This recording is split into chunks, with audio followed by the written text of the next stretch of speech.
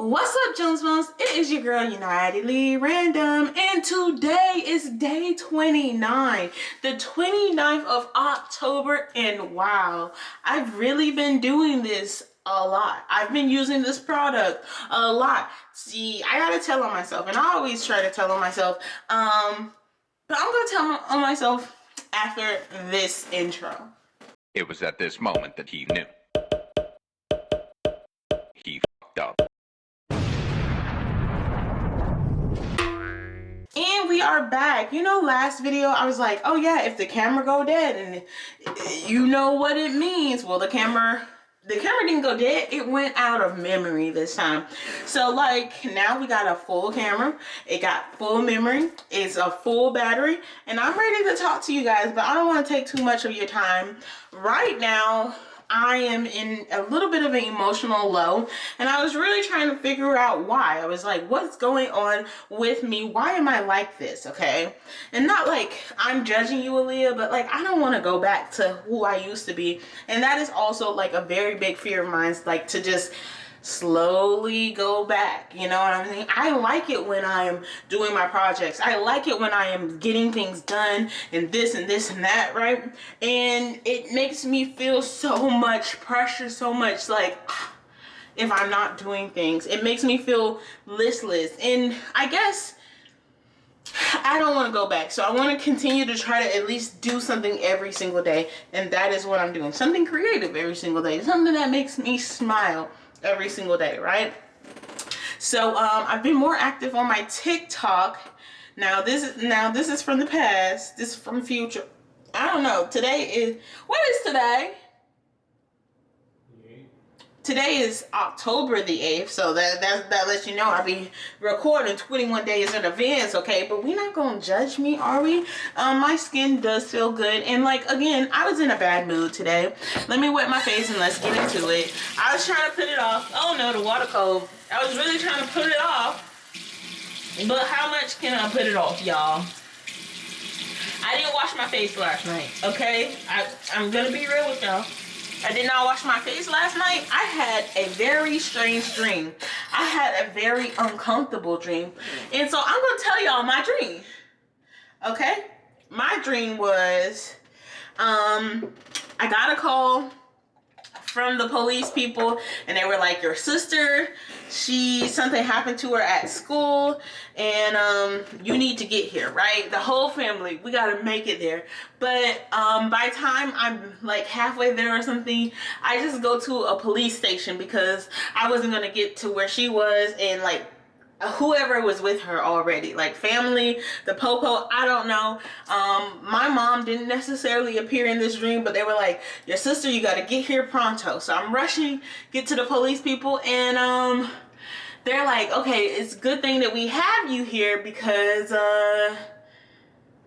you know, it's safer for you here. Now I'm like, safer for me here? What do you mean? And they're like, yeah, okay. So the reason that they were rushing me and trying to get me to go and see about my sister was actually my sister received a video of me.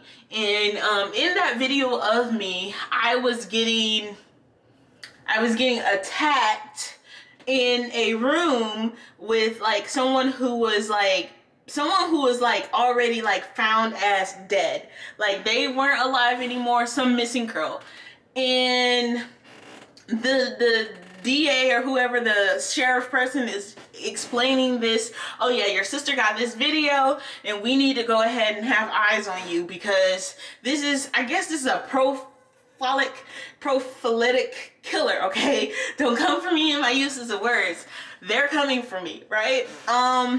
And they know too much about me because they already know where my sister, what school my sister goes to. They already know my sister's number. So like, they're like, this is a top red thing, right?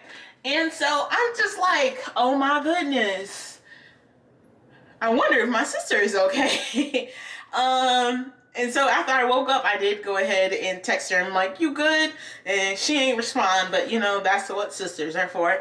But yeah, I had absolutely no memory of ever being attacked. And the thing was, the person was coming after me because I had big boobs. And like it was like a stalker that goes after women with big boobs.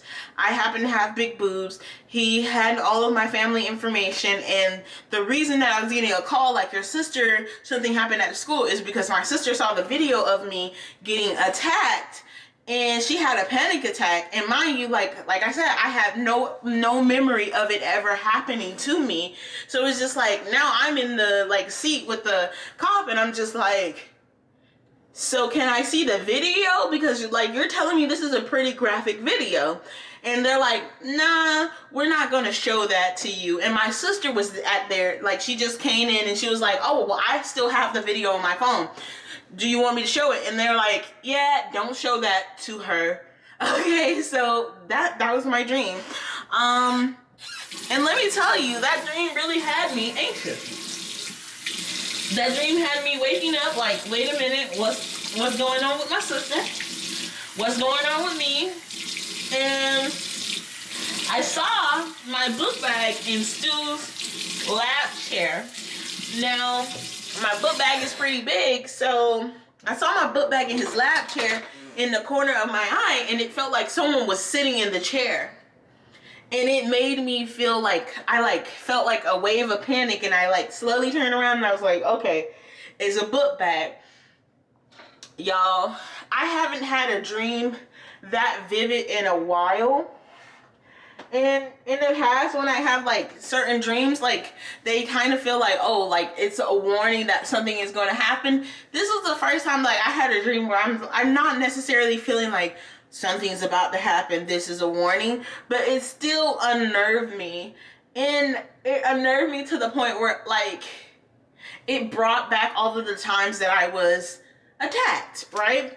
And I'm wondering what unnerved me, what put me into the mindset of that dream. And the only thing that I can really say that happened, or anything that really changed, is I've been thinking about my mom a little bit more lately. So I'm just like, is this because I've been thinking about my mom? I've been thinking about my my blood sister a little bit more lately. So maybe there's things going on in the back of my mind that I'm not even aware of right now. But it just put me in a bad mood. I pretty much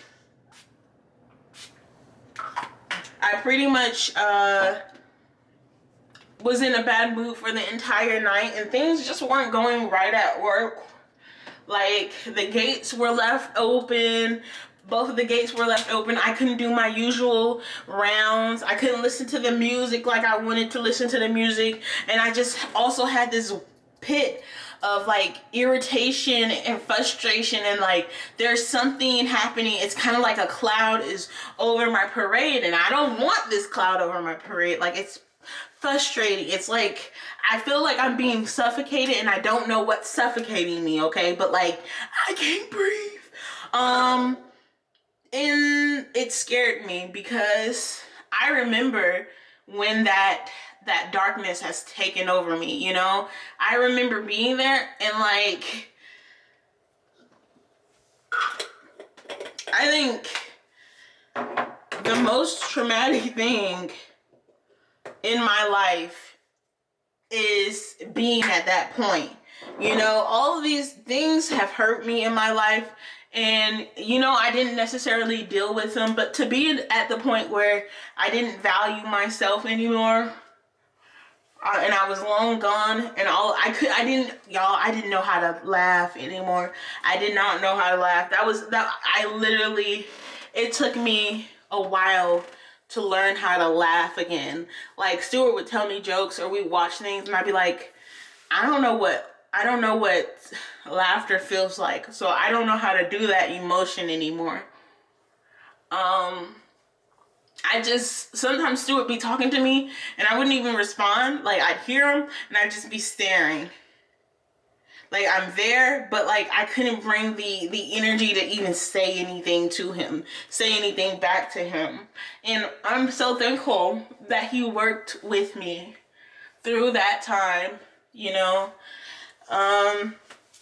and I'm a little ashamed to say that some days I don't go back. I don't go back to it, but some days I feel like I'm still that same person.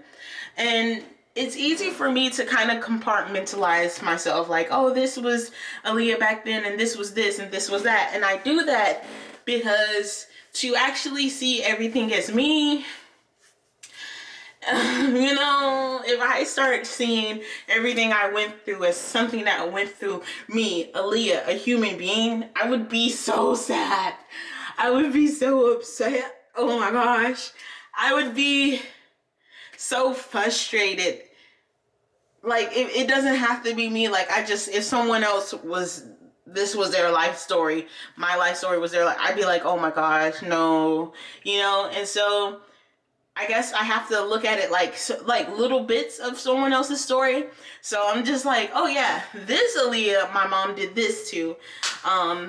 This Alia, my brother did this too. And I'm not putting it all into the same timeline, because to put it in all the same timeline would be so crushing to who I am now, because it shouldn't be crushing to who I am now, because I've gotten this far. You know, I'm here. You know, and those situations made me who I am, but to hear it all, I'm not healed from it yet. I know I'm not healed from it yet. I just don't know how to heal from it. Because part of me wants to get to the point where I'm just like, I'm healed from it, and I want waffle fries. That just pops into my head sometimes. But part of me wants to be like, okay, I'm done. Not like done, like I'm never gonna speak about it again. I'm done with the hurt that speaking about it causes. And like some people will be like, just stop talking about it. Just stop talking about it isn't healing it, but also talking about it, you relive it, and I think it's healing. But like, dang, does it not feel good to relive things like that? And then to have a dream that kind of borderlines a situation that happened to you, or multiple situations that have happened to you in your real life, to pop up, it's kind of like,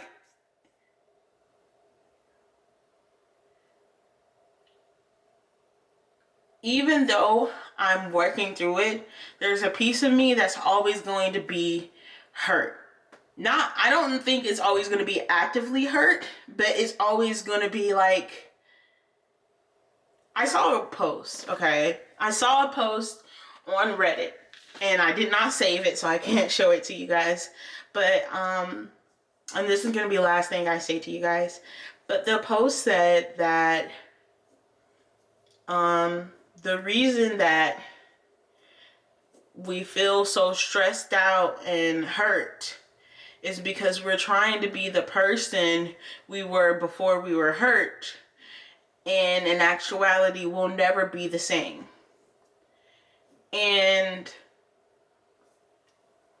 it made me pause for a moment. Am I trying to be the Alia I was before the hurt? But to be honest, I don't remember the before the hurt. And I don't think or truly know how much of the before the hurt exists in my reality. I could go before certain events, you know, but if we were going to really look at the hurtful things, the biggest hurtful things in my life, it's happened quite often.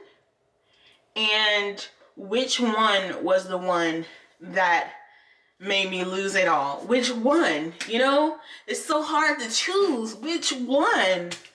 Was it my brother, or was it my mother, or was it my other mother, or was it my mom pretty much getting rid of my sister?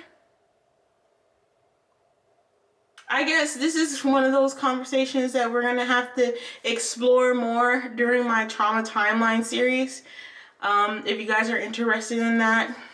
I'm trying to keep from just talking about these things in regular videos because I want something fun. I want you guys to be like, oh yeah, we're chilling, we're hanging, and she said something funny, but sometimes it does spill through.